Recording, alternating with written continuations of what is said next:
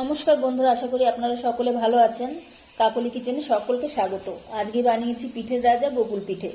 যারা আগে বানিয়েছেন তারা তো জানেন পিঠেটি খেতে কতটা সুস্বাদু, আর যারা বানাননি এই শীতে একবার বানিয়ে দেখতে পারেন। তাহলে চলুন কিভাবে বানিয়েছি দেখা যাক।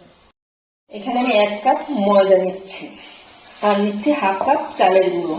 এখানে আপনারা চালের গুঁড়োর পরিবর্তে সুজিও দিতে পারেন। সামান্য একটু লবণ দিলাম, 1 চামচ ঘি, ছোট চামচের 1 চামচ।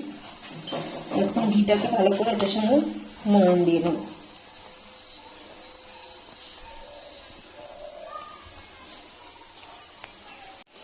এখন এখানে আমি উষ্ণ গরম দুধ নিয়েছি, দুধ দিয়ে অল্প অল্প করে আমি মেখে নেব।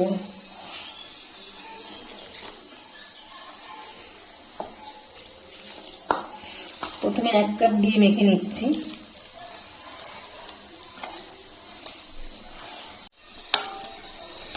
এক কাপ দিয়ে প্রথমে মেখে নিয়েছি, এখন অল্প অল্প করে দুধ দিয়ে পাতলা করে নেব। এই দেখুন ঘনত্বটা এরকম হবে, খুব বেশি পাতলা করা যাবে না। এখন আমি এটাকে ঢেকে রেস্টে রেখে দিচ্ছি, ততক্ষণ আমি নারকেলের পুরটা তৈরি করে নেব।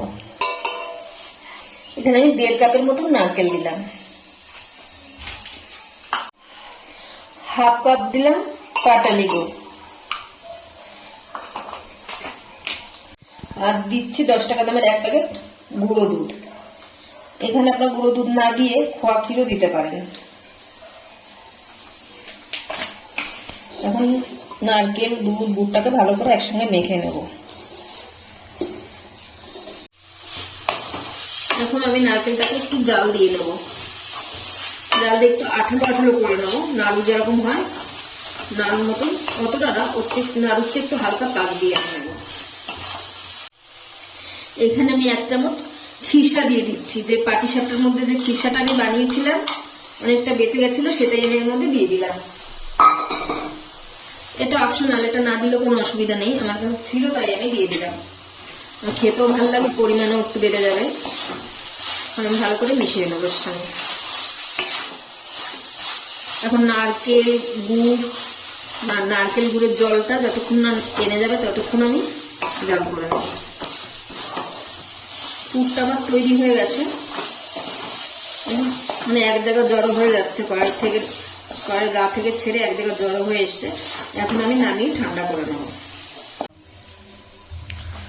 এখন পুরটা আমার ঠান্ডা হয়ে গেছে। এখন আমি কিছুটা পুর নিয়ে এরকম গোল গোল বলের মতন করে হাতে একটু তেল মাখিয়ে নিয়েছি, বলের মতন করে নিয়ে এরকম চ্যাপটা করে নেব।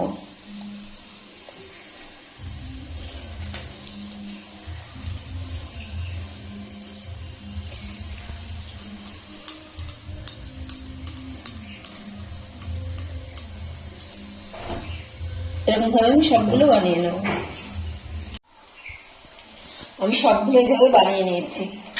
এখানে আমি 500 ml দুধ আগে থেকেই গরম করে নিয়েছি, গরম করে ঠান্ডা করে নিয়েছি।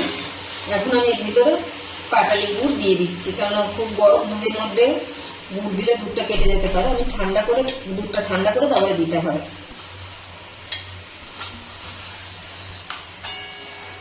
আমি দুধটার মধ্যে মিশিয়ে নিচ্ছি, দুধটা গলতে থাকুক, ততক্ষণ আমি পিঠেগুলো ভেজে নেব।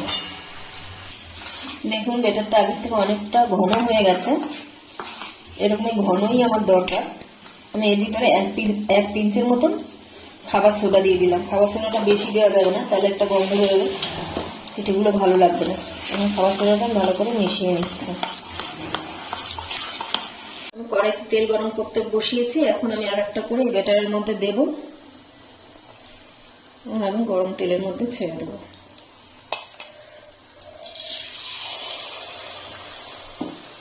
চপ যেভাবে ছাড়া হয় ওইভাবে ছাড়তে হবে।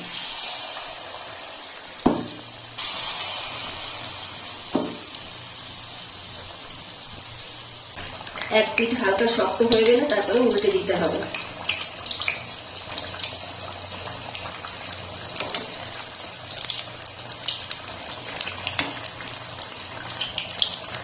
গ্যাসের ফ্লেমটা মিডিয়ামে রেখে উল্টে পাল্টে লাল লাল করে ভেজে নেব। লাল লাল করে ভাজা হয়ে গেছে, আমি এখন তুলে নিচ্ছি।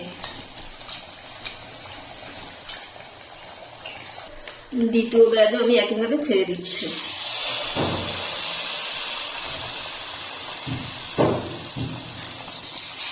এইভাবে আমি সবগুলো ভেজে নেব। সবগুলো আমি এভাবে ভেজে নিয়েছি। আপনারা চাইলে শুধু এভাবেও খেতে পারেন, এভাবে খেতেও খুব সুন্দর লাগে। না হলে এই দুধের রসও দুধও ভিজাতে পারেন, কিংবা চিনির রস করে রসে ভিজাতে পারেন। আমি এখানে দুধেই দিচ্ছি। দুধটা আমার গলে গেছে, এখন আমি এর মধ্যে 2টো এলাচ ফাটিয়ে দিলাম। এখন আমি সব পিঠেগুলো এর মধ্যে দিয়ে দিচ্ছি দুধের মধ্যে। ভালো করে মিশিয়ে নিয়ে আমি 3-4 মিনিট এটাকে জাল দিয়ে নেব।